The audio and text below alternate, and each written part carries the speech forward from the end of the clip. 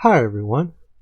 For today's video we'll be doing one thing and one thing only, which is me giving my initial thoughts on the first two episodes of Alien Earth. This is a React episode, so it is essentially unscripted. That is, I will be giving you my unscripted thoughts about my first impressions for the first two episodes. With all of that being said, before we get started, I want to tell you a little bit about myself. My name is Persephone Waard. I'm a male to female trans woman, gothic ancom, they, them, or she, her, polydemipan, 39, anti-fash and multi-volume book author and illustrator, sex worker, indie researcher, PhD in Gothic poetics and Little Gothic BDSM, who specializes partly in Metroidvania, erotic artist / pornographic historian and invigilator, loves Amazons. My channel is short-form, safe-for-work content I can actually post on YouTube, e.g. React videos, but also essays written elsewhere. Everything is posted or produced by me. I do not use or endorse AI, billionaires suck, free Palestine, and all colonized lands, abolish ICE, cops in the state. It's all in the reflexes. Disclaimer: all opinions are my own, i.e. as part of my research conducted alongside my book series Gothic Communism. The material within is written, speaks about public figures in popular media for purposes of education, satire, transformation, and critique, hence falls under fair use regarding copyright and free speech regarding defamation. So this is Persephone from the future. I have decided to signpost this video just to give you an idea of what it's about. We'll start with a preface where I talk about before I sat down and watched the episodes, and then we'll get into the meat and potatoes of my response to those episodes and talking about them in terms of why they're so strong, why I like them so much, why the show is so holistically optimal insofar as it's firing on all cylinders, be it the music, the writing, the actors, the special effects. And from there, we'll talk about the actors and why I think that everyone is doing a good job. We'll also talk about my wish list, things that I'm looking forward to, that I hope that they explore, but also things that I hope that they avoid doing, mainly limiting the potential of this series by leaning too much in a particular direction, specifically the humans trapped in the haunted house, getting attacked by the monster. It's like they can have a bit of that, but I'm hoping that they explore more of the wide open science fiction elements of the show. So, the do's and don'ts, basically. The first two episodes were great. I'm hoping that they continue that trend, but also I'm as ecstatic as I am about that. There's still a potential for them to stray and make mistakes because this is ultimately an experimental show. They are walking through this yet again, and there's always the chance that they could screw something up.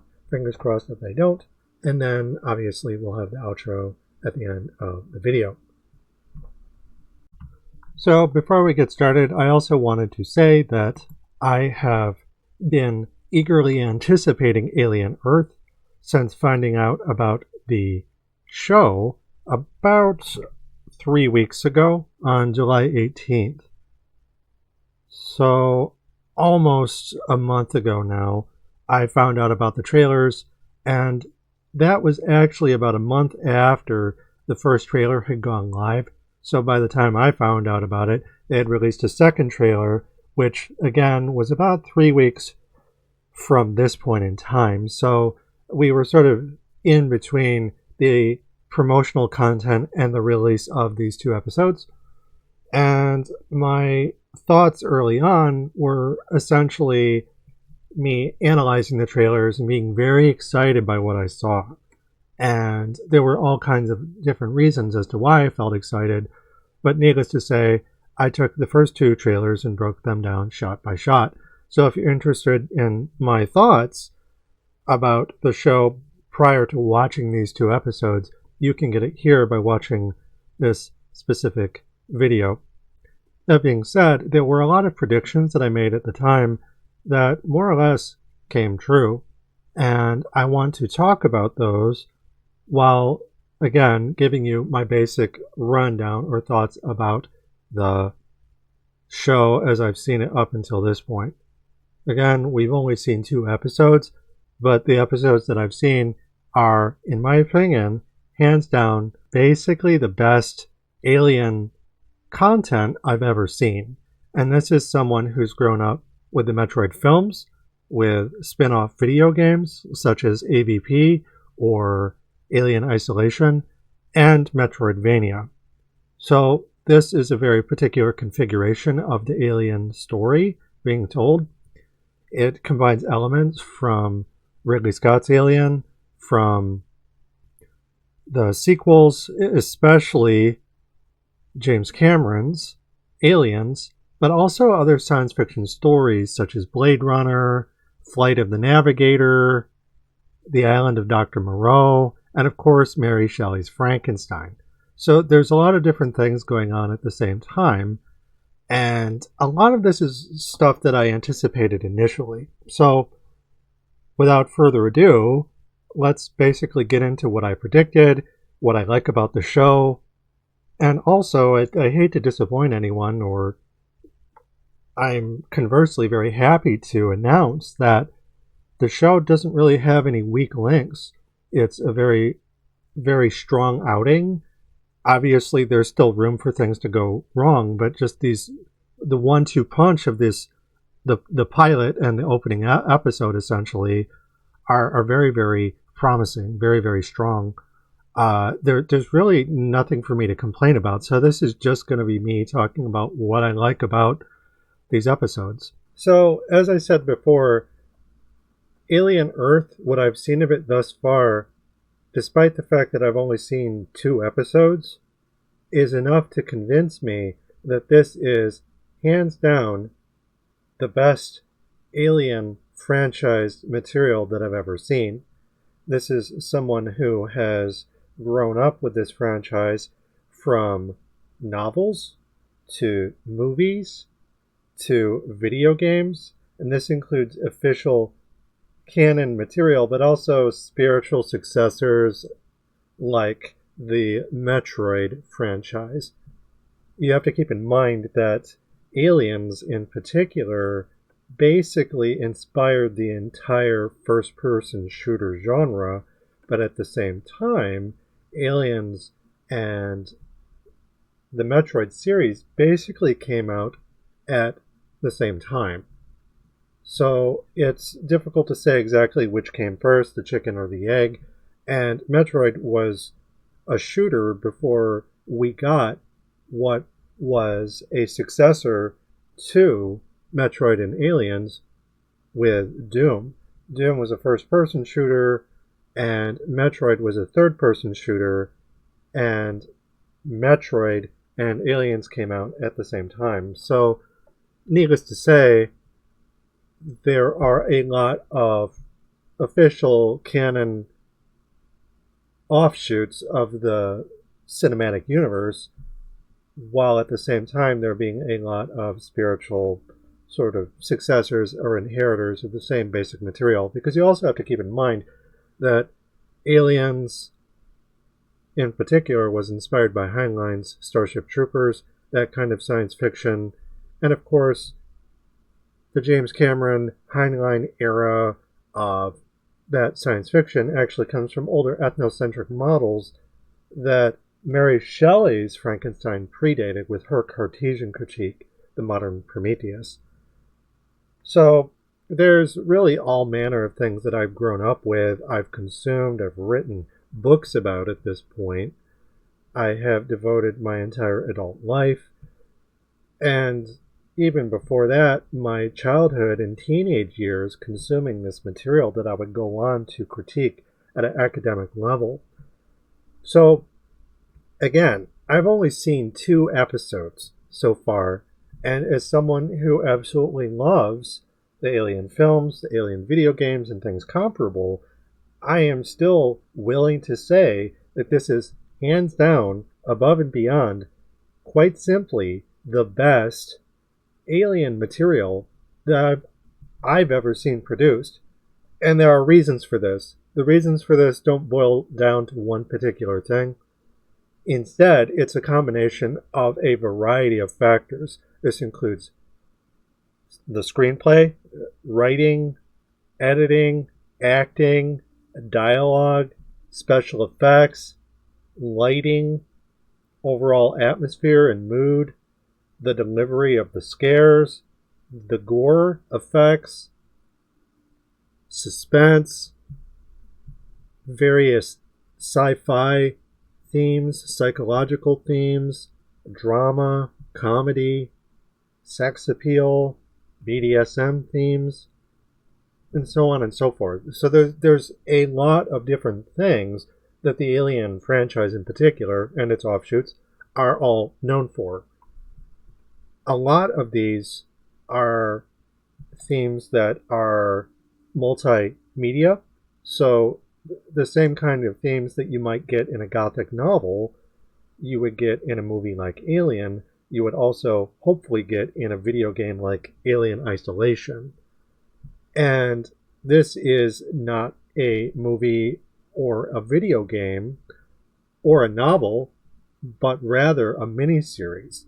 And because of the way that miniseries work, you're not dealing with the limitations that film often have, which is to say, you don't have to squeeze everything into a handful of hours, maybe 3 or 4 if you're lucky and you're working with like a very ambitious director's cut, but that always comes after the theatrical release. In this case, they don't have to worry about that. Everything is funded by Disney. I don't know how this got made, but it did. Very similar to Andor, just because of a lot of the socio-political commentary through the Gothic story that's being told. There's all kinds of anti-corporate messaging, which dates, again, all the way back to Mary Shelley. So, again, they're trying to recuperate that neoliberal critique and that anti-Cartesian critique by essentially retelling the modern Prometheus in the internet age, but specifically the AI age. But this is something that was very much not made by AI. It's made by a director who I'm not entirely familiar with them. I know they've worked on some other material before. I don't even know their name off the top of my head. That's how unfamiliar I am with this particular director. But I know that they've worked in science fiction before, and there's clearly a love for the material because, again, they're taking the Alien universe and they're taking its most signature elements and using the miniseries format to be able to bring them to light, not to push them off into the corner and say, oh, we don't have enough time to explore these ideas using what we have. Instead, not 1 second is wasted. The special effects are absolutely phenomenal. That includes the digital effects. Initially, I was worried about the spaceship effects, for instance. Nope, those are totally good. The sets, the models all look amazing. You have actors combined seamlessly with sets that look occasionally as though they've been digitally augmented in spots, but by and large, these are real actors moving through real sets. They're photographed. So you have, the lighting, the smoke, the darkness, the strobe lights, the alarm, the spinning lights, all the classic disco lighting, haunted house vibes of Ridley Scott's Alien, also combined with the blue-tinged military-themed colony in crisis or colony in decline themes of Aliens. Those two I noticed more so than Alien 3, for instance, because in Alien 3 it was a prison colony, so I didn't really get Alien 3 vibes quite so much, or Alien Resurrection for that matter. You don't have cloning in this, though you do have some allusions to cloning through various sci-fi tropes. Specifically, you have regular humans, you have transhumanism, and you have posthumanism, cyborgs, total synthetic persons or androids, and then you have people that are transferred from a human body into an android body, Ghost in the Shell style. A bit of echoes of Blade Runner as far as that goes too. You don't really have killer robots per se, like Terminators, but the spectrum, the post-human spectrum, allows for, what are effectively golems or robota to be completely artificial and to have a gradient of organic compounds that can be injected into these composite bodies. So it can be totally artificial, or it can have some degrees of the organic included. That includes the xenomorph, that includes cyborgs and androids and humans. We're cyborgs even if we're just using guns, technically. So there's a lot of different things like that, just from a thematic standpoint, that can be explored through the miniseries format. But this also includes all of the other aspects of a production. You can take more time developing musical themes. You can take more time photographing your set and having your actors move through it. The original rough cut of Alien, according to legend, was like 4 or 5 hours long. So if they had done this as a miniseries back in the day, you could have had an Alien miniseries that was 10 hours long. Plus, depending on how many episodes they have. If you have a miniseries that is over 10 episodes long, it could easily go into 8+ hours. And that's basically what we're getting with Alien Earth. I don't know how many episodes it is, but again, the format allows us to not only have the special effects that we want, the lighting, the acting, and just because length isn't automatically a guarantee of quality. You could have something that just goes on and on and on, but the story might not go anywhere. Or you could have something that's just the right amount of episodes and it tells exactly the story that it wants.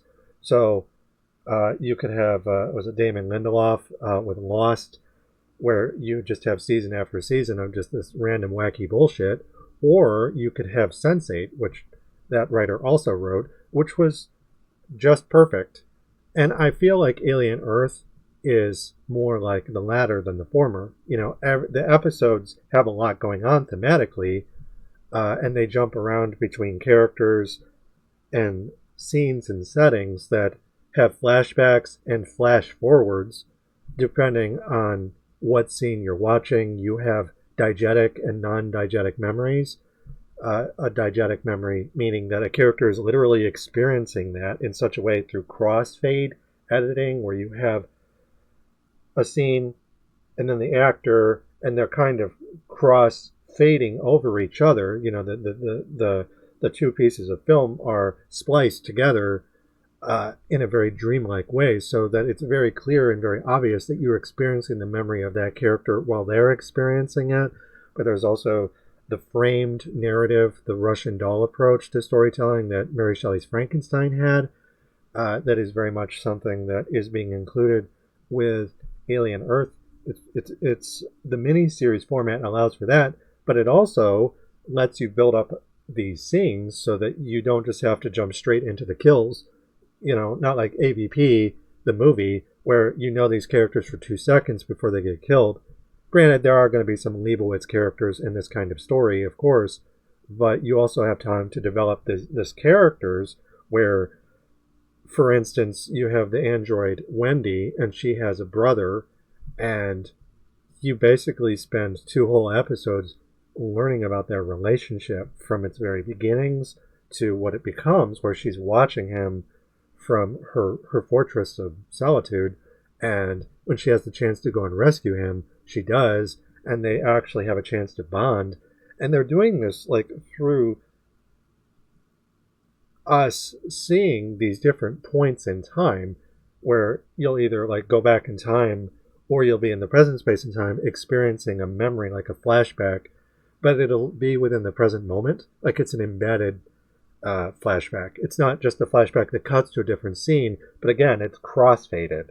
And this is a very specific, difficult kind of editing to do, and it's done very well. So it allows them to do a lot of storytelling in a very short period of time because you're overlapping scenes. And you can show multiple shots at the same time. You can have multiple lines of dialogue, and you can have multiple, at times even, conflicting points of view, which is the whole point of Frankenstein. So, yeah, this is all like done really well, just from like a storytelling standpoint. Even though this is a mini series and they have more time, they're making good use of the time that they have. So, not only does the miniseries format in the right hands allow them to basically have as much good storytelling, just from the characters' points of view.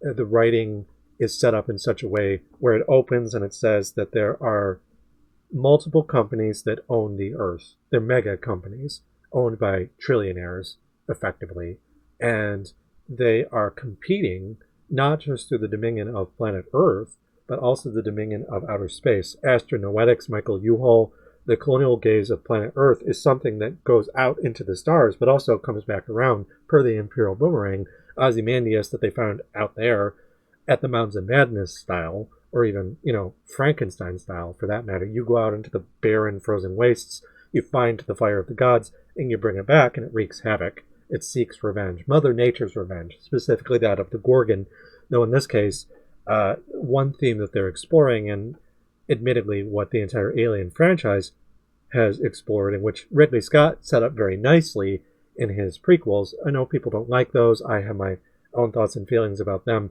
mainly that the editing isn't very good and that they're way too short, but the ideas there are very solid. Insofar as David, a character that predates Alien Earth, goes into outer space with Wayland on this suicide mission, to go and try and seek immortality from the gods. Wayland tries to cheat death and pays the price. He is killed by the gods, who don't like what he's doing, and they basically try and go to Earth and revert it to a zero state. Sometimes to create, you must destroy. And in doing that, David the android realizes that these are not gods of a noble sort. They're venal, they're corrupt, they're human, essentially. If you go out into outer space and you encounter this humanoid sort of presence, this astronoetic sort of force, you can engage with it the way that David was taught by Wayland, which is to say, stab people in the back. So he goes, encounters this alien civilization, bombs it into oblivion, and then takes their technology and makes something with it to spite his original makers, which is to say, he turns Mother Nature into a Gorgon, into a one-eyed monster, a creature with acid for blood that the state on Earth kind of has virgin whore syndrome. They are convinced that through the Cartesian model, they can exploit nature to such a degree that they can create the elixir of life, or they can become gods. So David effectively makes the antidote for that by giving nature a wonderful defense mechanism. You don't dare kill it. And you'll notice that the company doesn't dare kill the alien. They're constantly trying to chase it. It's sort of like the end goal of settler colonialism. And it's this extermination, colonized refrain, where the end goal of the colony, but also something that predates the colony in Aliens, for instance, is the xenomorph. It's the alpha and the omega, and the humans are kind of caught in the middle. So there's this circular idea of time where you have creatures making creatures based on a civilization that supposedly predates ours, but also mirrors the qualities that exist within the corporate world as we know it.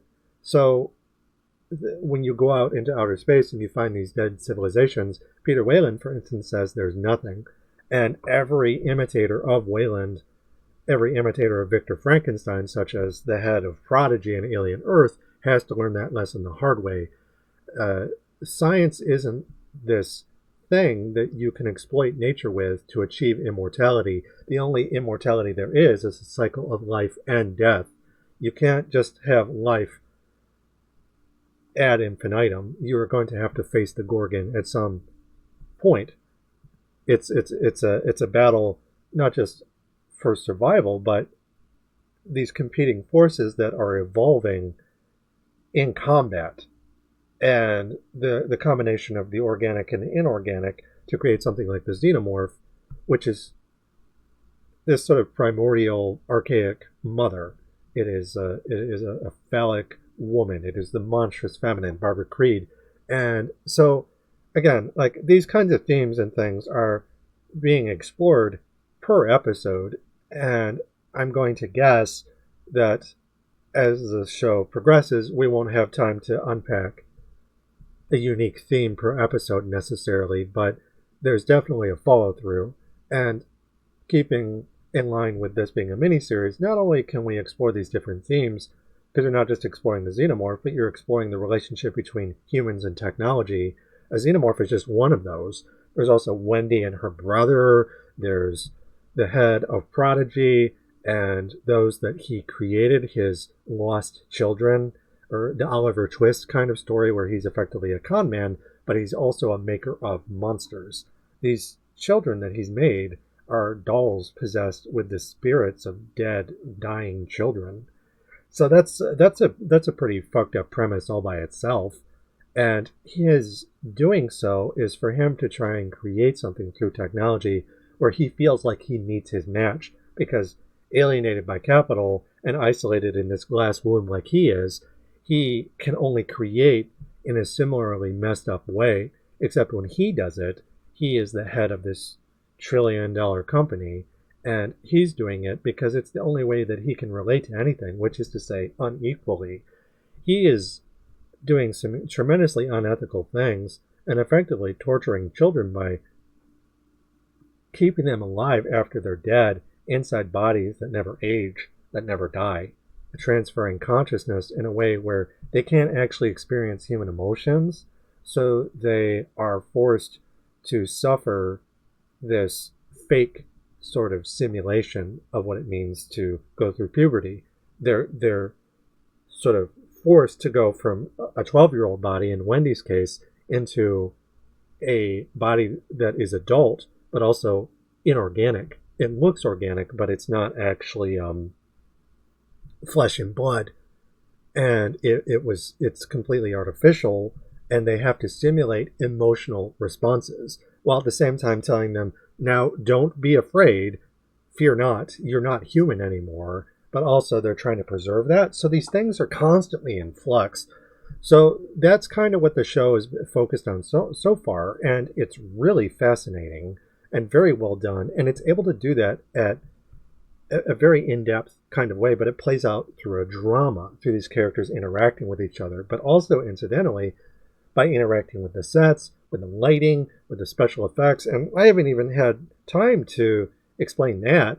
Like the xenomorph here that you see on top of the box, it looks like, oh, this could just be like a computer image kind of thing. The creature looks this good in the movie, and you have all these shots where the camera can just like focus on it, and you can see it in motion, and you have it interacting with human characters. With Alien, you get the feeling of how strong and powerful this thing is, because normally in the Alien franchise, budget limitations are absolutely a thing, and it is very much a situation where the creature has to either move really slowly or be kept in darkness, or it kills its victims close up. And you don't have nearly enough moments, one or two, where you see the creature kill someone, like where they're both in frame, what you call like a two-shot or a wide shot. Instead, it's always like an ECU or a close-up, and extreme close-up. And in this case, you have plenty of moments where you can see the creature running alongside the person, and normally that's something you don't do in like Hollywood movies because it always gives the game away. But here the special effects are so good that includes like the physical effects, but it also includes the digital effects, and they're kind of combined in a way that really heightens what I'm looking at. I know what I'm looking at isn't real, they're not going for that kind of realism, but I can tell that there are practical effects involved that make it look photographed, and then there are digital touch-ups in such a way where you have like slow motion effects where someone's being chased by a xenomorph, and I'm looking at it, and it doesn't look like that hokey species style computer generated effect. It looks really, really good, you know, and you have the creature is able to move in such a way that it isn't always moving on two legs like a guy in a suit. Like it runs on four legs at times, and there are just these moments where it's shot in like this really cool way. Like there's this one point where Officer Morrow, the mutineer from the spacecraft that crashes, is standing in front of this elevator, and these guards have him at gunpoint and are telling him, now don't move. But he has stunned this xenomorph, and it's in this synthetic like net or sack that he's sprayed around it. All technology advanced to a certain degree becomes indistinguishable from magic, Clark's law. So abracadabra, he casts this magic spell after stunning it with, for all intents and purposes, a lightning bolt. It's a more advanced version of the Caliprot from Alien, but he zaps it and knocks it out. And it's the first time I've really seen that happen, I think. There was the liquid nitrogen scene from Alien Resurrection, but where it's the Pavlov's dog kind of experiment, except it doesn't really work in that movie. The experiment doesn't work because the aliens are indomitable. In this, though, dude straight up tases a xenomorph, knocks it out, and basically wraps it in like this goo that turns into a net, and then he can drag it along the ground. It's some kind of cybernetic implant. Dude's got like this cybernetic kind of thing. Like, he has a torch that comes out of his hand, but then a knife, and then this spidey web slinger kind of thing, like he's Spider-Man. So he's his arm is basically like this weapon, and this weapon is very much something that is able to basically do whatever he needs it to. It kind of reminds me of Space Ghost. I'll use my freeze ray and my zap ray and my stun ray. So it's very similar to Space Ghost or Samus Aran from Metroid. Though it's really more like Space Ghost, because Space Ghost literally could do anything with that zapper thingamabob that he had. So same idea, though. He's a cyborg. He tases the xenomorph. He drags it to the elevator, and he's trying to get it to the trillionaire, so I think he was probably like a secret agent or something. He was a plant on board this Weyland-Yutani spacecraft. And while he's standing in front of the elevator, he's held at gunpoint by these guards, the prodigy guards that get the drop on him. And while he has his back to them, we can see we're standing in front of him. The cameraman is standing in front of him, looking behind him. And we see the alien just straight up rip these people apart. And you see just enough to give you an idea what's happening. And then he turns around. We see the establishing shot of the room. And as far as that goes, he is able to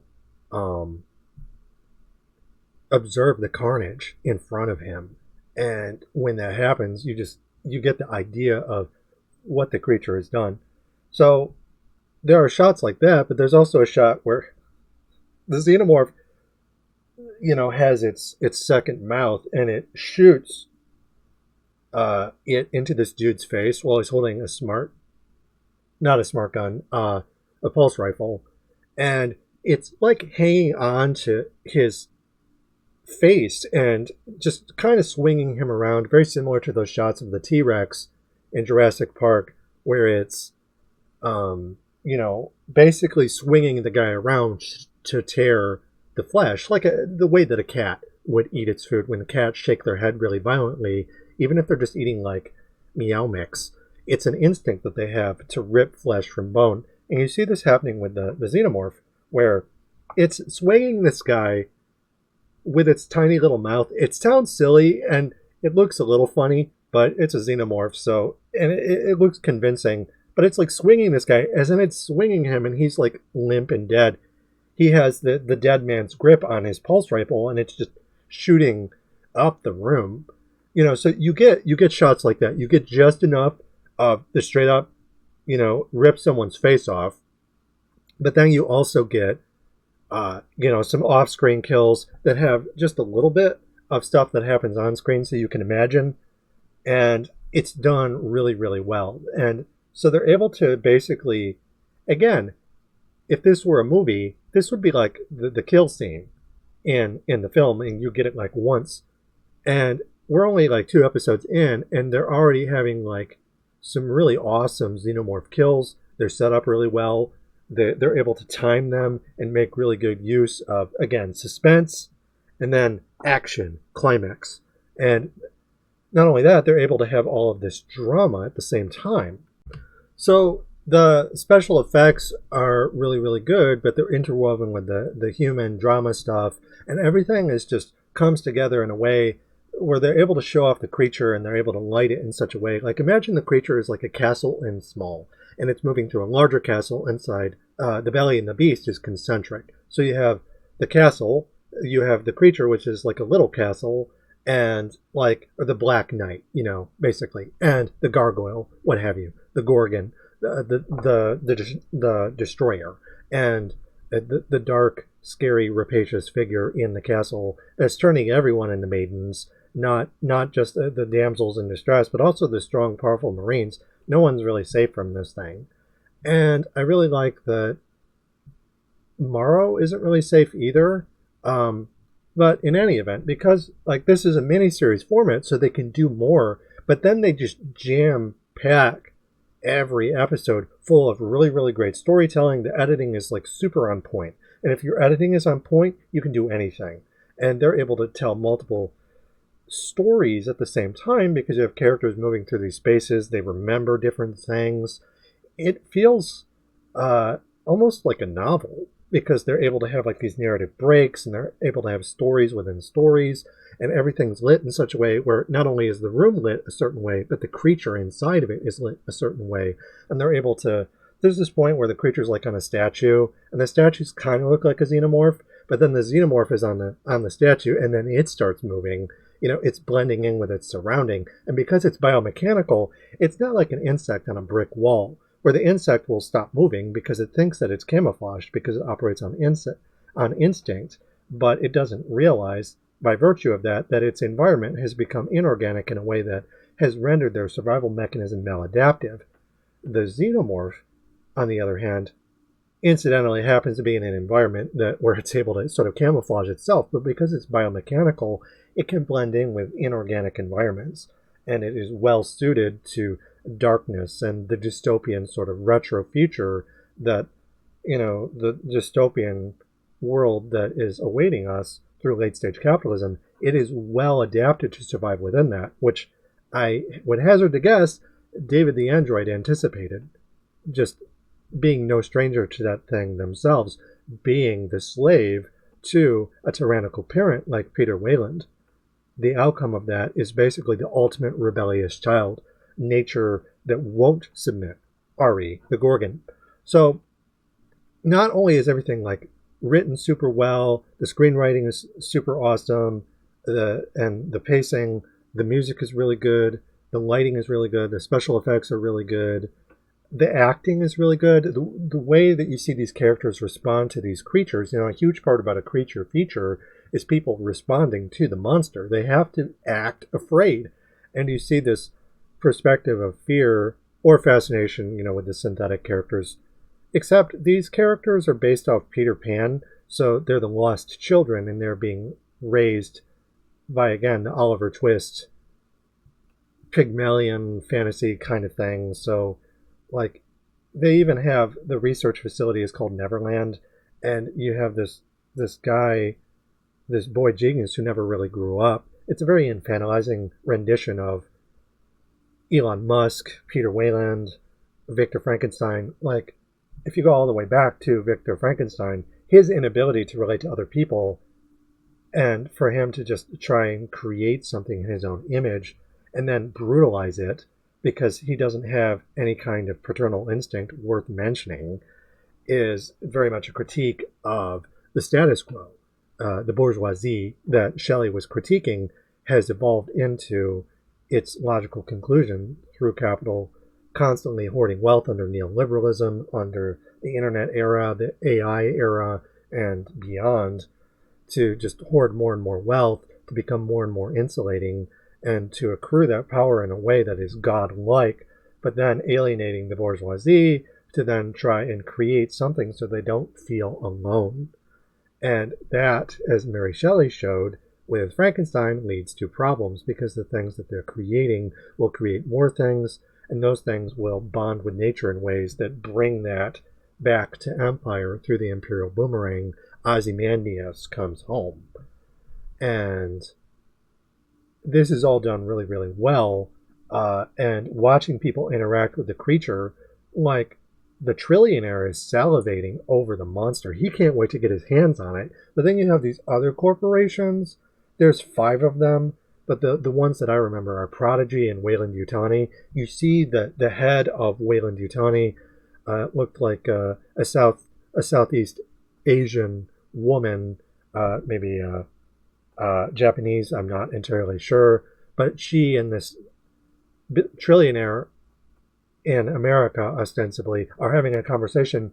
Oh, well, hey, your ship crash landed in my territory, so I'm going to do a search and rescue mission. Oh, but there's property on board that belongs to us. Well, that's what lawyers are for, and I love that. It's done really, really well. And the fact that this guy, this trillionaire, has all this power, but is also kind of lonely, and describing how, oh, I'm so smart, but I can't screw in a light bulb, and I have to have other people do stuff for me, and I'm just accustomed to getting everything I want. He can't wait to meet this thing, and it's going to rip his face off. And that's sort of the tragedy of characters like this trillionaire, or Peter Wayland, or Victor Frankenstein, is they steal the fire of the gods only to get burned by it, because capital has turned them into these self-important idiots that don't know what they're fucking with. And the show explores this specifically through its own theme. And again, given the miniseries, it can take these kinds of narrative risks and develop them in ways that, like Prometheus and Alien Covenant, you had the Pinocchio story, you had Paradise Lost. Whereas in this, they can actually, from episode to episode, develop it. And the theme that they go with is Peter Pan. And you have Wendy and the children. Again, they're the lost children. And they are able to basically show these cyborgs, these androids, who are trapped in these fake bodies.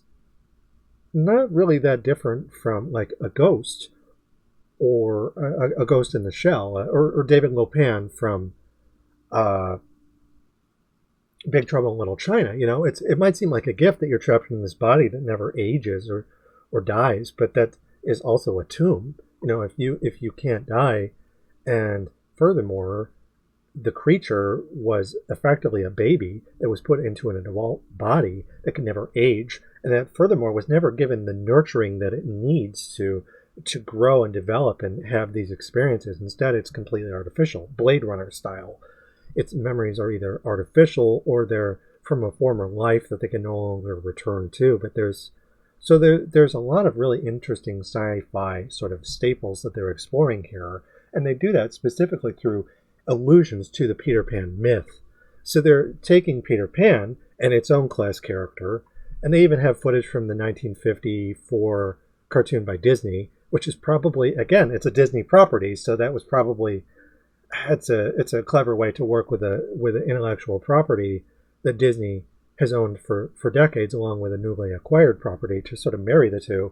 And it might seem like the kind of thing that would be kind of clunky, but it actually works really well.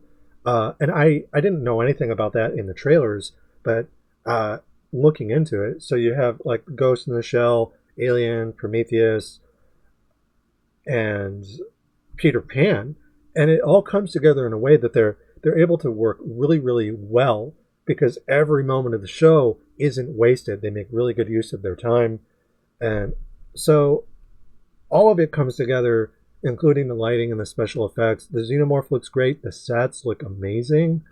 And I haven't seen too many sets that really convey the sort of size and scale that Ridley Scott was able to do, mainly because so far we haven't seen those big, giant, open cathedral-esque chambers yet. Instead, we've got more just the tunnels. And you have gotten certain rooms or chambers, but the biggest sets or shots are basically outdoor shots at this point. So we need to see more episodes. The brother gets kidnapped at the end of this episode, and he has to get rescued by Wendy, right? And she has like her sword she has over her back, and she has this very, again, this plucky teenager kind of attitude, like she's just entering puberty. This is a Belle Dung's roman, Jane Eyre style, right? She has to go and fight Bertha, Ripley has to go and fight Mother Brain. Ripley has to go and fight the archaic mother, the alien queen. Samus fights Mother Brain. Same exact kind of thing, except I can't help but wonder, because she's not human, this Bildungsroman might have her identifying with the xenomorph. There's even a scene where she's with her android caretaker, who's played by Timothy Oliphant, who does a wonderful job. Everyone in the show does a wonderful job acting-wise. No weak performances. Even the Leibowitz characters, the throwaway characters, do a good job. It's all done like super well. They're talking about this scorpion, and she wants to kill the scorpion, and then he's like, well, think about it from the scorpion's point of view, surrounded by these giants, and it's just trying to defend itself from us. It's held prisoner, and then she's held prisoner, and then the xenomorph is held prisoner. She might actually identify with it. But at this point in the story, she's going to rescue her brother. He gets captured. She has to go and rescue him the same way that Ripley goes and rescues Newt. Or Samus goes and rescues the Metroid larva. It's a rescue mission into a colony gone to pot. In this case, a crash-landed ship that's come home to roost. So she has to rescue her brother. He's a medic. It's ground zero for this invasion scenario. And another thing I want to say, and this is something that totally fucking just caught me off guard, but I totally welcome it, is at the end of every episode, they play a heavy metal tune. And the heavy metal tune that they played at the end of the first episode was the instrumental track from Mob Rules. And when I heard that, I'm like, wait a second, is that the instrumental track before Mob Rules by Black Sabbath? And I'm like, holy fucking shit, it's Black Sabbath. And then they play the Mob Rules as the ships are flying in to go and rescue this cargo that is brought to them, this crash-landed Fire of the Gods. And if you know anything about that song, it's used in Heavy Metal, the movie, to the council chambers. They're literally going to the center of the city, to this monolith, right? These giant vanity projects, these skyscrapers, to recover this fire from the gods that is going to cause fascism to spread. So that's a lovely little allusion there. Sex, drugs, rock and roll. The Gothic plays with that kind of shit all the time to convey a feeling of you're playing with things that you shouldn't, but there's a rebellious component, right? Paradise Lost. Who is the hero of the story? Satan. So it's not strictly a morality story the way that some of those neo-Gothic novels were.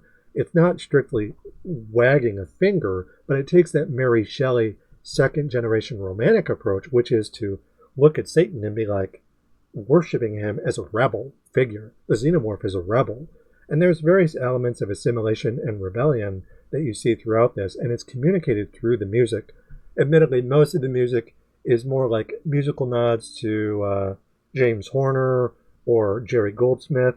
Especially James Horner, there's this one particular leitmotif, this one particular horn section that keeps repeating when they're exploring the inside of this ship. So you have a ship that resembles a colony, right? So again, very similar to Alien Covenant, a traveling castle, a traveling ship. It's a deep research vessel, but it would have to be able to house these characters. And you have all of these visual and audio nods to Alien and Aliens in particular.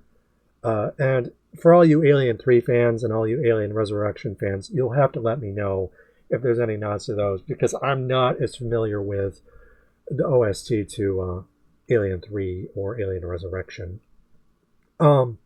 But at the end of every episode, a recurring theme that they do is they have a heavy metal song. And the heavy metal song that they have at the end of episode 2 is Tool's Stinkfist, which is one of my all-time favorite songs. And this may hear it first, but it's something you'll get used to. And it talks about like this abusive relationship and this exploration of like BDSM themes. It's this very mid-90s, dark, very similar to Trent Reznor's Closer, You Bring Me Closer to God. I would be very surprised if they don't play that song at the end of like episode 3. But the xenomorph is basically a 8-foot-tall guy in a gimp suit.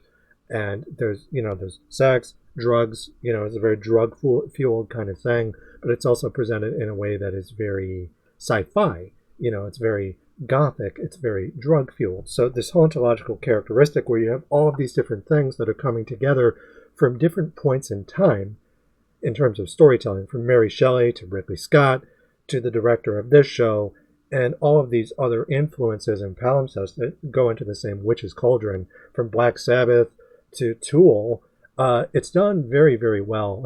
And also, this is the kind of music that I would listen to basically from high school onwards, where it shaped my adult experience. And I'm really excited that this kind of music is being exposed to a younger generation, because you're going to have, teenagers who are watching this show.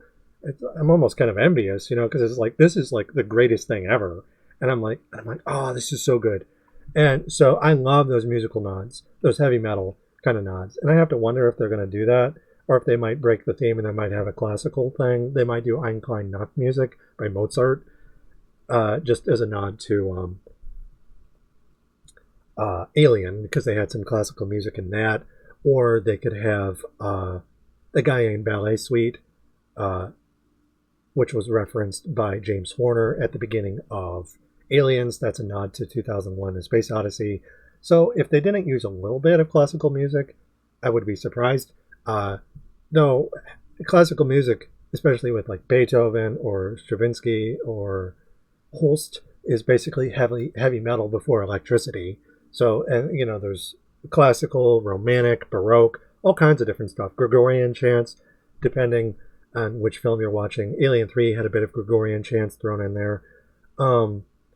So yeah, the music is really, really good too. Again, I'm not kidding when I say that every aspect of this show, from its nuts and bolts to its writing, its thematic, its textual elements, its acting, every performance is good. Let's talk about the acting real quick, because I haven't mentioned that too much. Every performance is really good. Like, Timothy Oliphant is basically like the Ash character. One of my partners described him as a slightly less creepy version of Andy Warhol. And it's like, yeah, he kind of, because of the towhead, short hair kind of thing.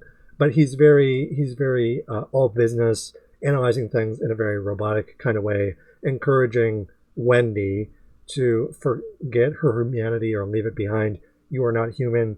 Leave your fear responses at the door, despite the fact that they're going into a haunted house. And you have these androids with the minds of children who are scared of these things, who are afraid of the dark.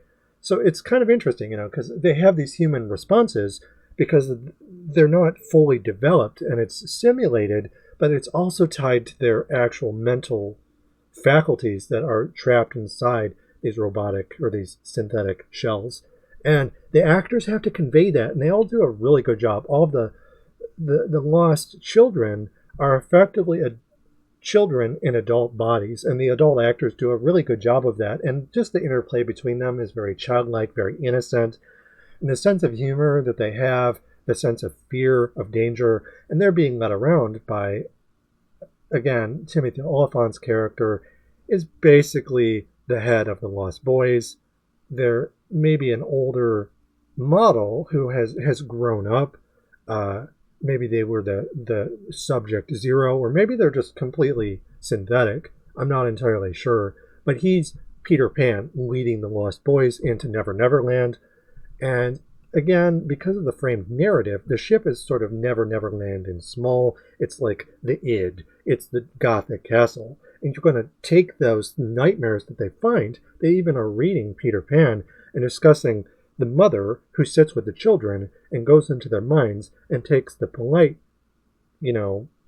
Victorian aspects of these children's minds and puts them to the top of their mind. And then the dark, unruly aspects of these children are going to be repressed.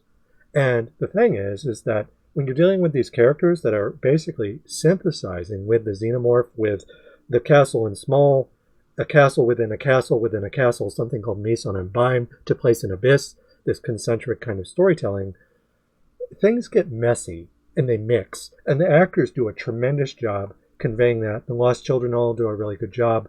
The leader, Timothy Oliphant's character, leading them into the id, to the shadow zone, the twilight zone, to basically take these treasures back to King Ozymandias, to King Pygmalion, whichever king you want to assign to him, to Victor Frankenstein, It's done really well. Again, the Pygmalion-esque character, the head of the Prodigy Corporation, is wonderfully performed. I don't know any of these actors' names, really. A lot of them are fresh faces. The actor who plays the mutineer, Officer Morrow, the cyborg, and it does a really good job. There's an opening scene on board his craft. It's a flashback with flash forwards in it, which take place before the narrative in its present space and time. So you have flash forwards that are of themselves flashbacks that are set within a larger flashback. I love how this show works. It's very medieval, and its sense of space and time, the chronotope, where you're encountering things that are of different moments in time, of the past, of the present, of the future, of the retro future, and it goes back around, and it's conveyed spatially, it's conveyed through characters moving through space.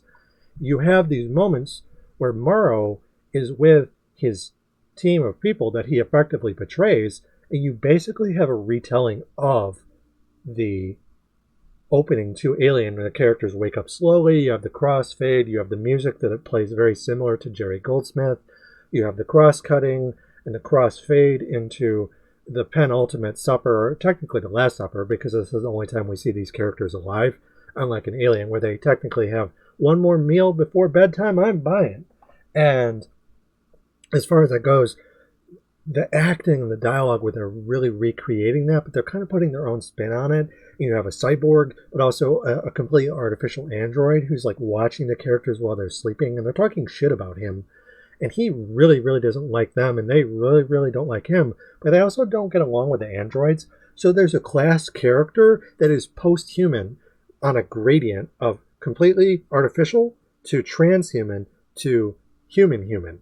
So the human humans don't like those who are more human than human, who are basically working within a corporate chain. And you have the captain, you have the science officer who's an android, you have Captain Morrow, who's basically the Yaphet Kotto character, but he's actually a cyborg this time around. And he has a chip on his shoulder. So this is basically the revenge of Yaphet Kotto. And all of the actors do a wonderful job, carrying the performance, working with the material, working within these highly curated shots that are lit a certain way, the editors do a wonderful job, the writers juggling all of these themes. Everyone is just firing on all cylinders, and there's so many different things going on. It's very dense, but it moves very quickly. I'm never lost. There's moments of comedy and levity, especially with the Lost Boys. I thought there was a lot of jokes in there. But there's even just like there's a very strong neoliberal critique, especially with the alien pastiche, basically. But it still had its critical character. It didn't lose its bite. Technically all of this is recuperated by Disney, but it doesn't feel like a soulless copy. It has heart. The Tin Man has a heart. The Scarecrow has a brain. The Cowardly Lion finds his noive, and the monster is really, really well done. Morrow and his motives, and him betraying the other members of his team, and there's cross-cutting. You're jumping back and forth between the past and the present, and you could say that it's fragmented non-linear narrative, because it technically is, but it's definitely moving the story forwards. But it does find time. It starts in the past, and then it goes to the present, and then you basically from there you go back to the past for flashbacks, but you are moving the story forwards. So it's not technically fragmented non-linear narrative. It's not really what I would call postmodern, but it's walking a fucking tightrope, and it does a really, really good job.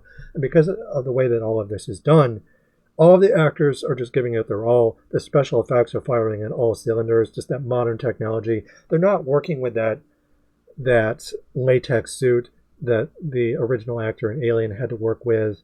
They're able to do more of the James Cameron kind of approach, where they're working with actors in suits sometimes, but also miniatures, and in the case of the Alien Queen, like literally hydraulics and animatronics that are, bigger than people, Godzilla sized.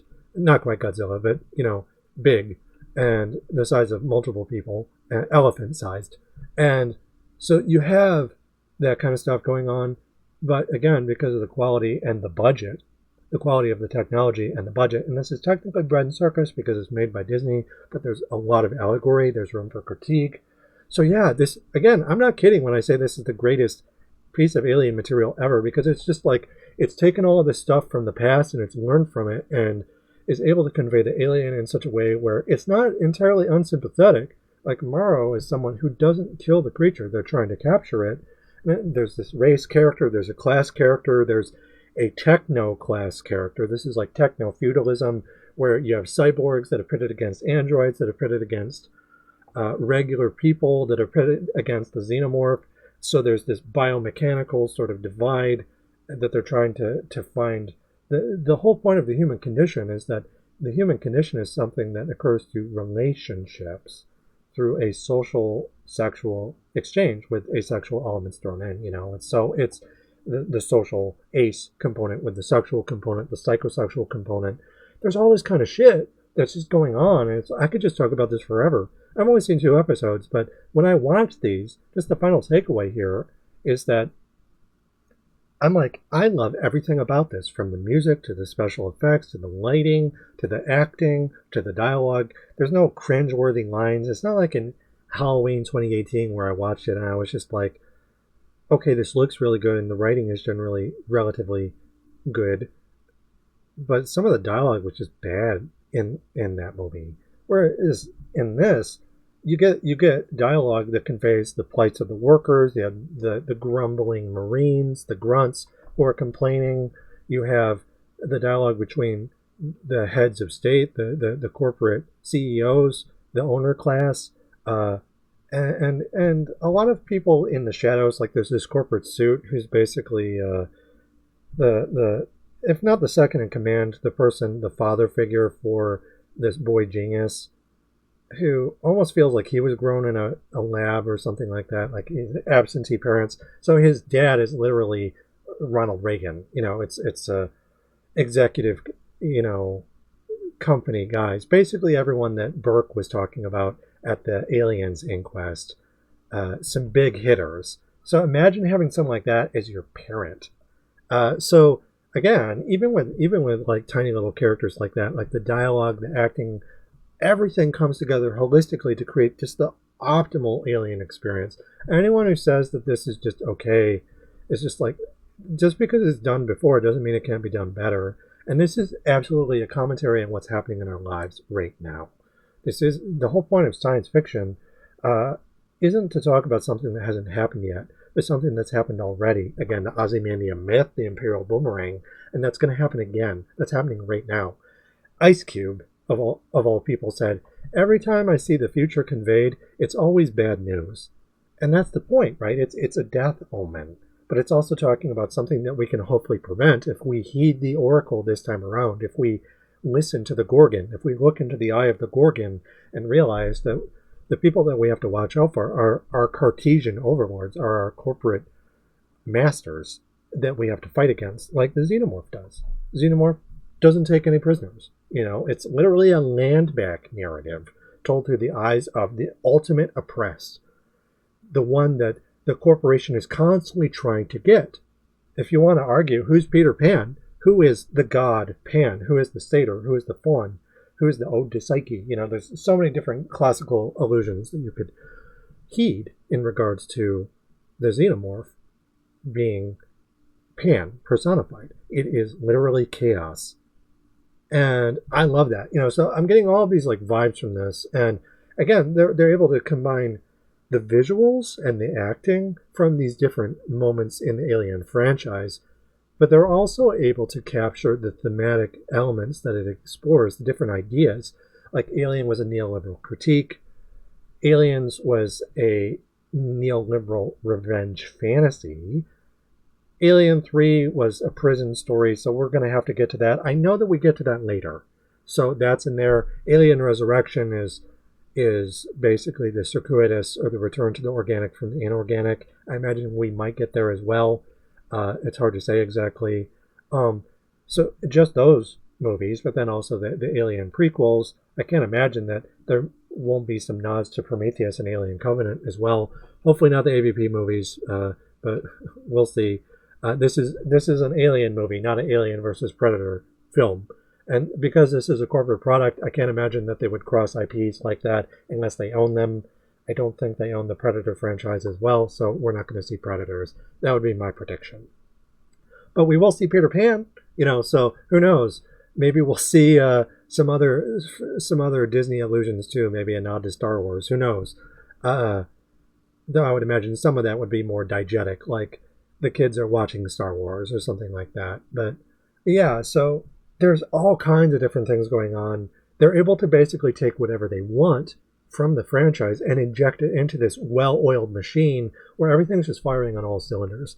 It is, again, and just to close things out here, hands down, above and beyond, the best thing that I've ever seen from this franchise. And that includes, again, its spiritual successors. I love Metroid, I love Metroidvania.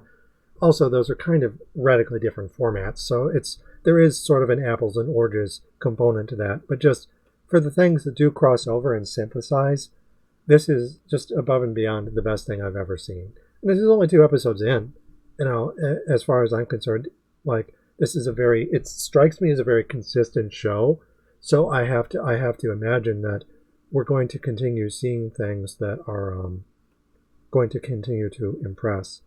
Also, before I forget, the monster design is really good. The eyeball monster is creepy. You have these ticks that like latch on and suck the blood out of you, and they're super gross.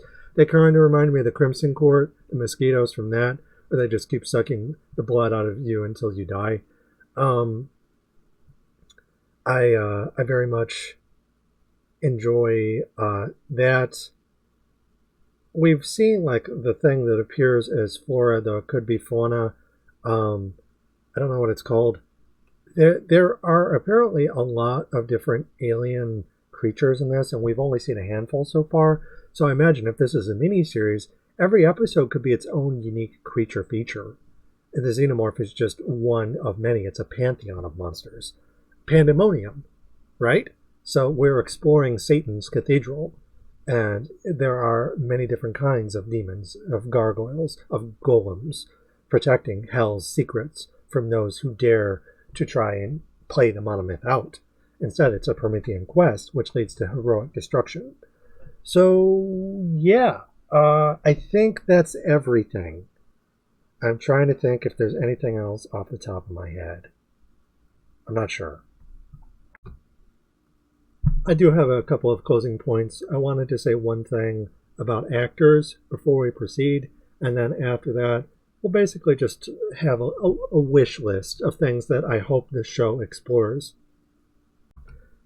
I guess I can't really say much else, just because, like, the actors all do a really good job. It's a really large cast. They all get good screen time, a good amount of screen time. I like Wendy and her brother, Joe DiMaggio. I like the baseball stuff, the nostalgia, the way that they're able to relate to each other across space and time through this fascination with the past, including something as quotidian and pedestrian as an American baseball game from 1977, whereas the elite collect these artifacts like this ball that's signed by this particular baseball player from that year. Also, 1977 was the year that Star Wars came out, so I don't know if that's worth mentioning or not, but it's just something I noticed. Whereas the elite just treat these things as trophies to collect, things to brag about, other characters relate to them as working class people do, which is to say we form bonds with these things. Technology isn't, as Plato would argue, the death of memory, but the way that memory sort of survives death. It's a cycle of life and death where relating to ourselves as organic and inorganic beings, as humans are, we're able to cheat death the way that humans have for thousands of years, which is to survive through simulacra, replica of ourselves, copies, shadowy likenesses, shades, golems, things like that, because clay was originally a data storage device, and the golem was something that was partly a protector, a robot, but it was something that you would write data into, instructions, if you will, magical signals that once written into the clay would activate in various ways. So there's a lot of different ways to conceptualize the human condition as it's portrayed in a humanist and a post-humanist way. Yeah, I really, really like how these characters are able to sort of express the rememory process from Toni Morrison's Beloved, the idea of reassembling the past in the present by engaging with it, by, installing it within our minds, but also engaging with these objects that evoke memories that aren't even ours, that we try and imagine through these things in front of us in a very Bakhtinian kind of way. The narrow sense of the word time of the historical past, like a museum to move through, but in a neo-Gothic way to evoke memory as something that gets up and moves around. So, all that being said, the Gothicist relates to the past as fearsome in ways to be afraid of that are very human. And you have these cyborgs in the show that are afraid, despite the fact that they're told not to. So if I had to say who my favorite actors were, I would definitely say that, okay, Wendy does a really good job. Her brother, Joe DiMaggio, does a really good job because he's a totally human character, and he feels kind of inadequate. He's kind of bossed around by the colonial Marines, but he has his big sister looking after him. She may have actually been his little sister, but she grows up in such a way like she has this big sister kind of vibes, right? Because she goes and rescues him, and so he's technically the older sibling, but she's the one in a body that never ages. That's a similar age to him, but she's still trying to grow up, and so in a way they're able to relate to each other, where he's meeting her as if she hasn't aged today, and she's still basically 12 years old, and she's having trouble growing up. So even though she's in the older body, he's able to relate to her as though she were as old as she was at the funeral. So there's those actors do a really good job conveying that, despite the fact that we've only had 2 episodes with them. And there's other stuff, they still have to introduce these characters to us, and a lot of the efficacy of that is effective as it is because of the actors involved. They have to convey as much as possible despite only having a certain amount of screen time. So those actors do a good job. Again, Timothy Oliphant does a really good job.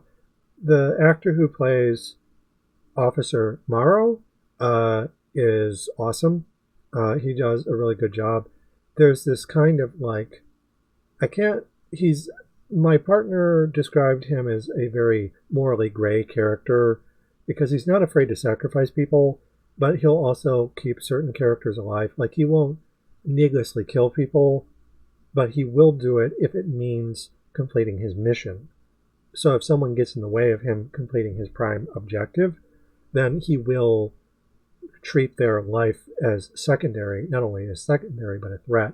So that actor does a super good job. Even the disposable characters, they all do a good job too. But those characters are the ones that I think do the best job. Also, the trillionaire.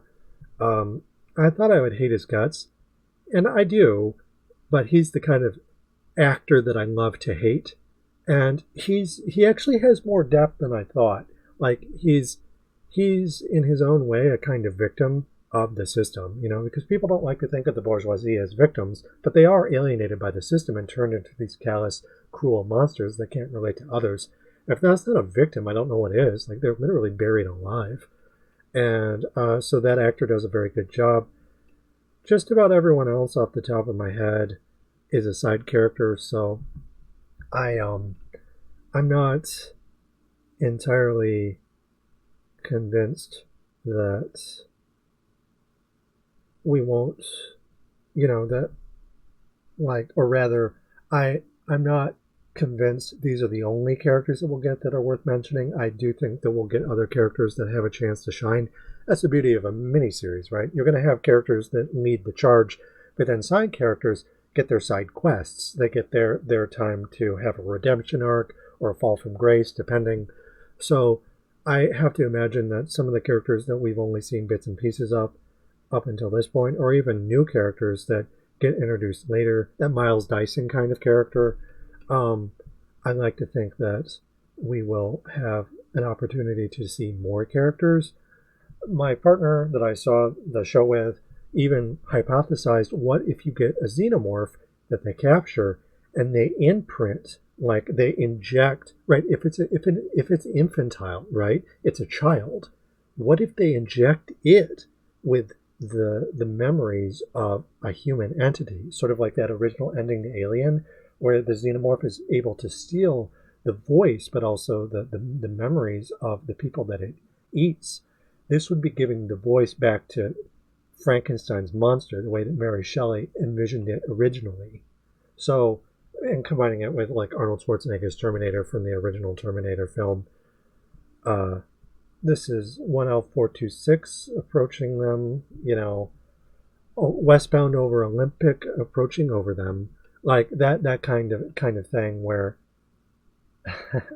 like, if you could have a way to interact with the xenomorph where it can talk. There's also that Dark Horse comic where you have the talking xenomorph. I think specifically it is an android that's made to appear like a xenomorph, but it's a fine line between the two. So imagine if you could have a xenomorph that is able to complete its, right now it's continuing to evolve, but what if it evolves more and it gains sentience? It's not just the furious god, the archaic mother who's just mad, as Mel Gibson said in Signs, insane with anger, but it's actually able to become this cold, calculating thing. Wow, that would be really cool. So what if the xenomorph becomes its own starring character? And who's playing it? Who's the guy in the suit, or the girl in the suit, for that matter? So yeah, I'm really excited, basically, to see if stuff like that happens. All right, now that we've basically had the closing note about the actors and how I'm impressed with them able to carry the story so far, the fact remains I've only seen 2 episodes. I don't know how long the show is, how many episodes. I'm kind of keeping myself in the dark just so I'm almost happier not knowing how many there is, so I can't be like, okay, now the show's getting closer and closer towards the end. I want to be sort of kept in the dark a little bit. So that being said, I have a wish list of things that I hope the show explores. And we've already kind of talked about some of them. I hope that we get a talking xenomorph. That would be really cool. I also hope that we get to see more of the other corporations. We got to see a little bit of Weyland-Yutani. I imagine they will send someone to try and reclaim the xenomorph. So you're going to have basically a tug-of-war between different companies fighting over the fire of the gods. So I'm really curious to see, right? They have different approaches to technology. Like, some of them use corporate or colonial marines. Some of them use synthetics or androids. Some of them use cyborgs and hybrids. So what's Weyland-Yutani's approach at this point, now that it isn't run by Peter Weyland? Are they going to focus on synthetics or androids? Are they going to have something robotic that we haven't seen yet? Are we going to get the alien isolation, the working Joes, like in the Sevastopol? So are we going to get to see Mars? They mentioned Mars being colonized. So there are different... I want to see the other corporations. Very similar to like Game of Thrones, where we get to see Dorne late into the show in season 5. I'm very... was it season 4? Season 4 or season 5, we see the Viper of Dorne by Pedro Pascal. So I'm really looking forward to us expanding on the universe and seeing these corporations, if only to see these different science fiction themes explored. Not just because I want to see more characters and stuff and more universe, but just because I want to see how these different approaches to the post-human condition. So that's something I'm definitely looking forward to. Aside from that, obviously there's the obligatory chest burster scene. I have to wonder, Ridley Scott and James Cameron kind of have a chest bursting back and forth, where one of them does the chest burst, the other one does it. Then you have the back burster and the face fucking scene from Prometheus. So I have to wonder if they're going to have more traumatic penetration or body invasion type stuff. I'm really interested just to see more of the big chap, the xenomorph, but also the island of Dr. Moreau. All of the different monsters that we've seen have all been really satisfying so far. So I have to wonder if we're going to get more than the ones that were advertised. The ones that we've seen thus far are really nasty, so the chest bursting is just the tip of the iceberg. Are we going to see alien worlds at all? Alien planets? This is Alien Earth, so I imagine most of this is going to be on Earth. But if we get any flashbacks, maybe we'll get to see them going to alien worlds and picking up invasive species from different planets that are kind of highlighting the fact that humans are food, the way that Timothy Oliphant's character says. So if this is humans are food is the overarching theme of the show, through late-stage capitalism decaying to a position where humans become food once more as the Imperial Boomerang comes home to roost, Ozymandias comes home to roost and decays there in the Corpus of Empire. How many different ways can they play out that motif, humans are food? And not just with the xenomorph, but all these other species. I'm really interested to see how that plays out. Apart from that, what songs are we going to get at the end of each episode?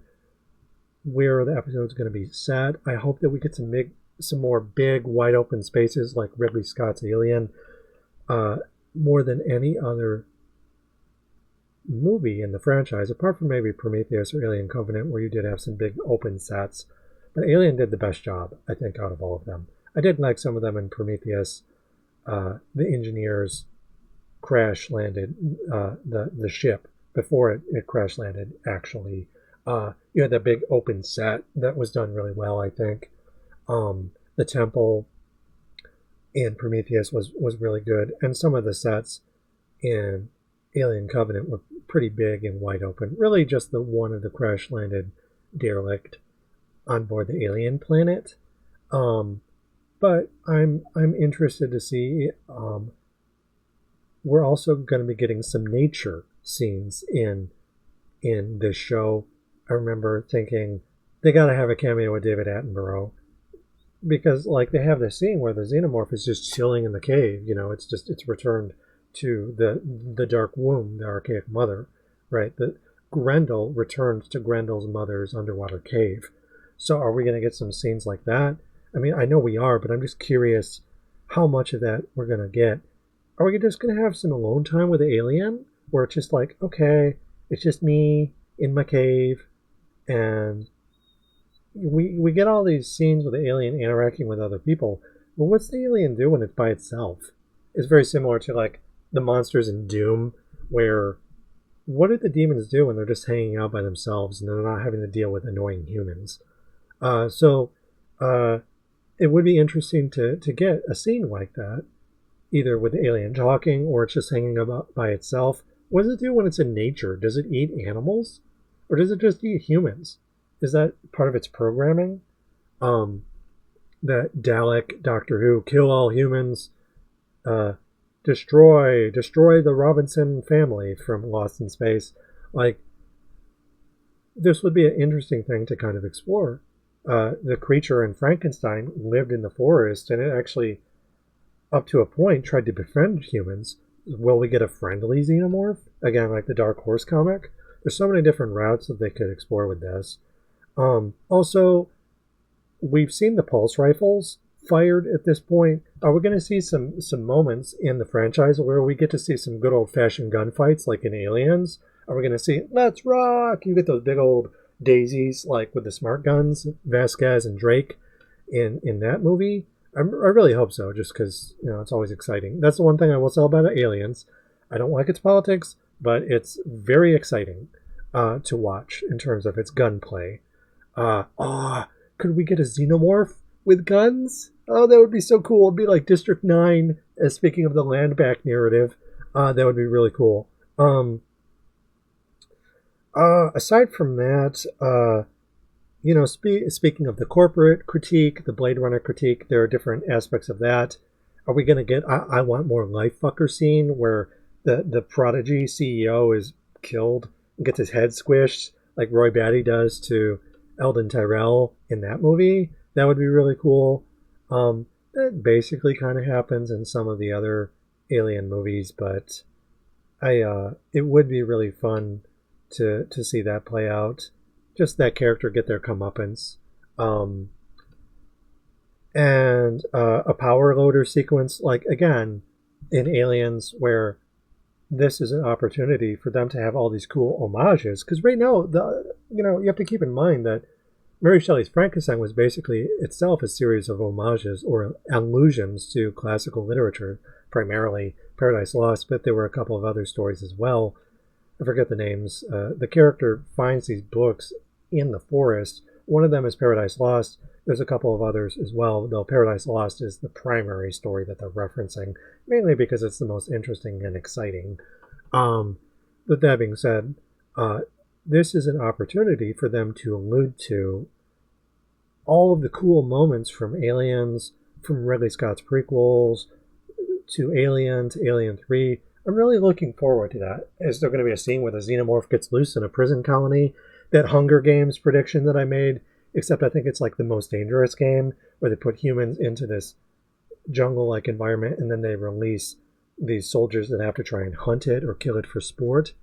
That kind of thing. So it's a Squid Game, Hunger Game kind of thing, the Most Dangerous Game kind of thing, a human safari, a xenomorph safari. I have to imagine that we're going to see that play out, regardless if that's through Prodigy or Weyland-Yutani or one of the other three corporate entities. Or are there going to be xenomorphs on Mars? The Martian colony, Doom, the Mars colony, originally that was supposed to be an Aliens reskin, Hadley's Hope, but they couldn't do that, so they set it on Mars instead, which is a classic site of, colonial faux pas.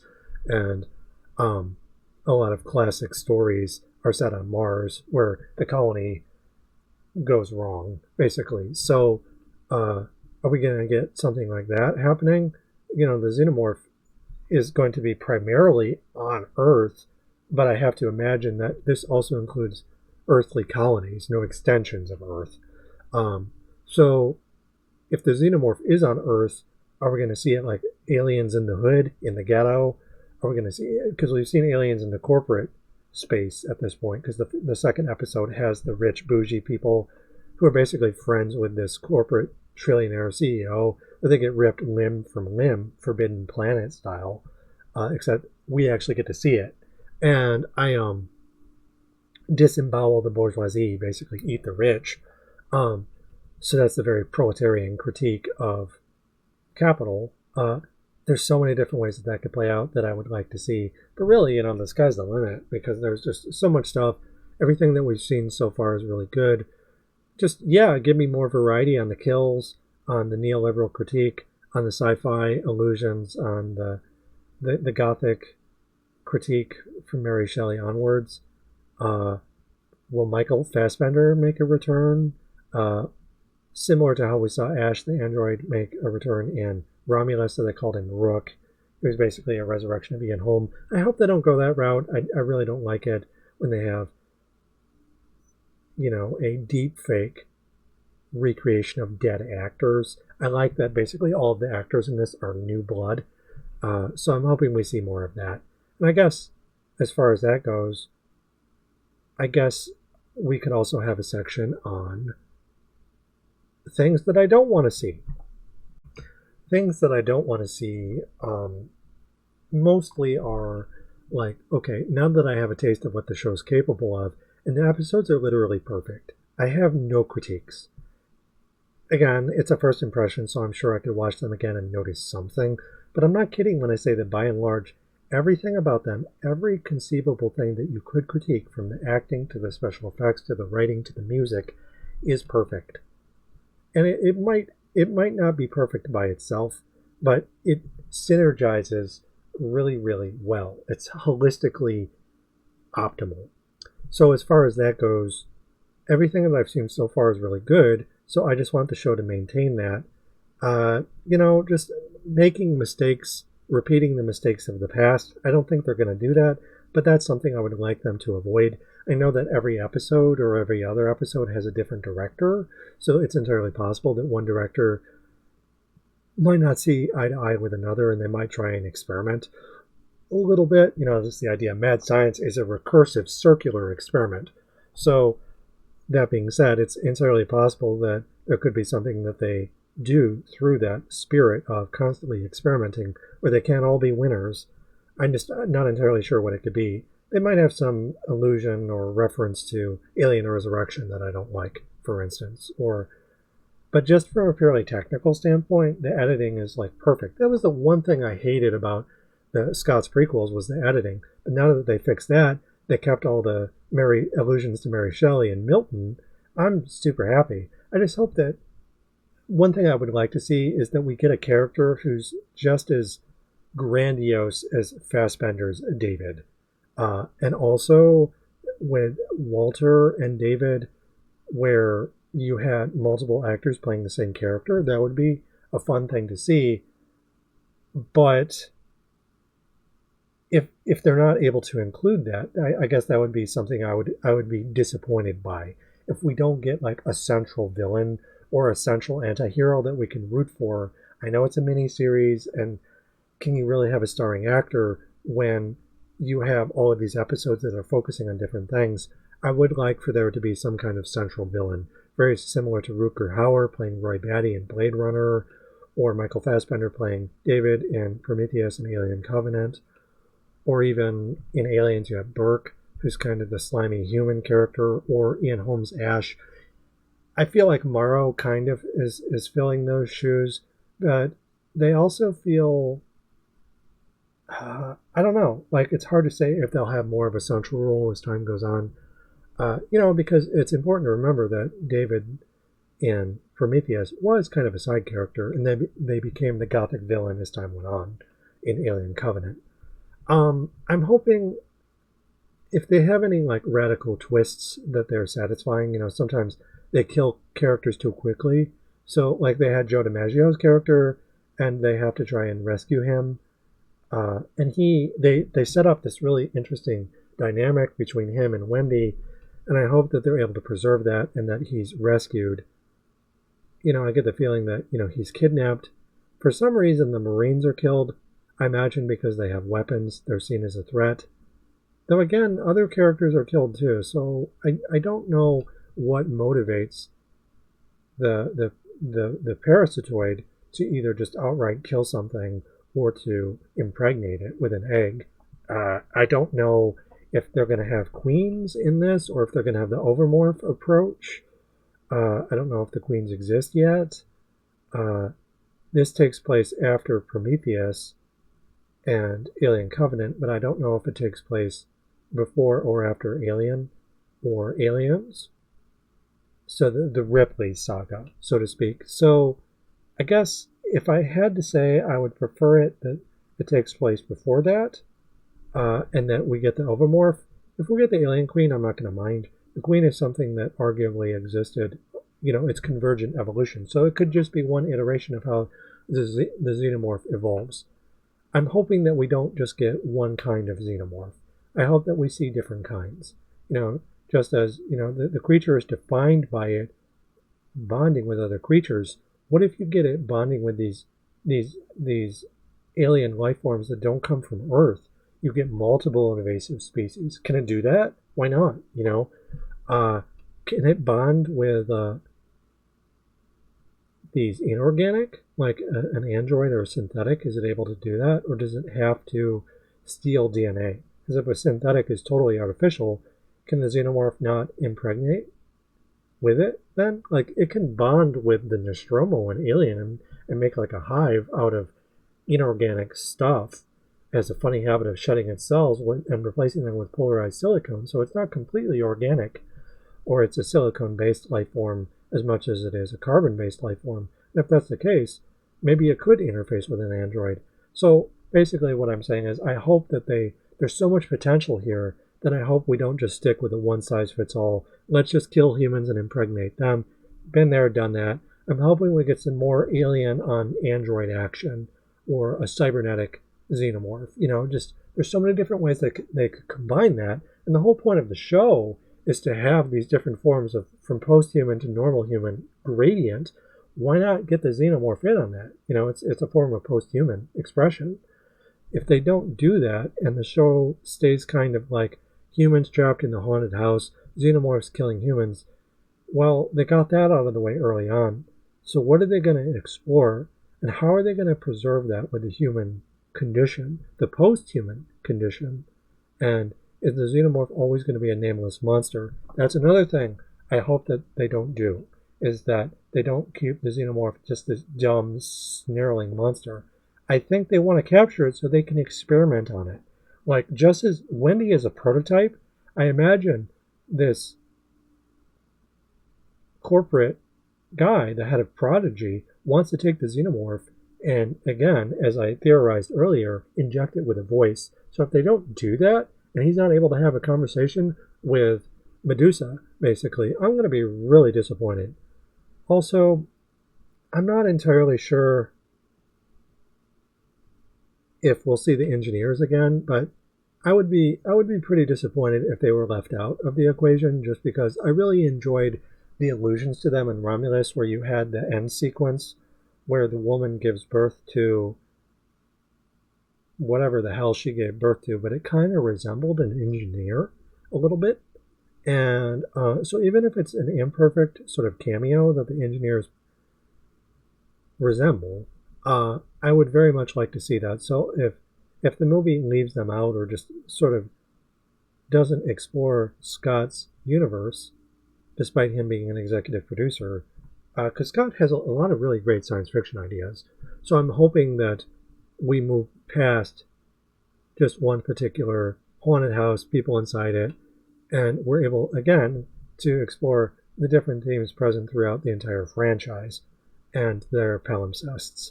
I think we're going to see that, but I'm hoping it's more than just, oh, it's a black lion set on a white Africa kind of thing. I'm really hoping we get more than just that. So, yeah, I think that's pretty much everything. They already had the pulse rifles, so now we have Chekhov's smart gun, because we saw the smart guns earlier. I'm hoping we get more than one xenomorph, like we get multiple xenomorphs. That, as opposed to just focusing on one, or maybe like most of them are kind of dumb, but we get a District 9 situation. One of them is a talker. It's smart. It can think. So that would be interesting.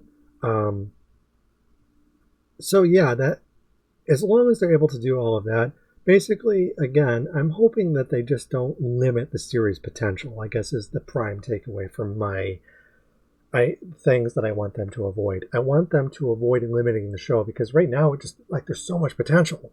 I'm like, oh man. And we're kind of getting past a lot of the early stuff that they showed in the trailers. So now we're getting into the future once so clear to me now became like a dark highway at night.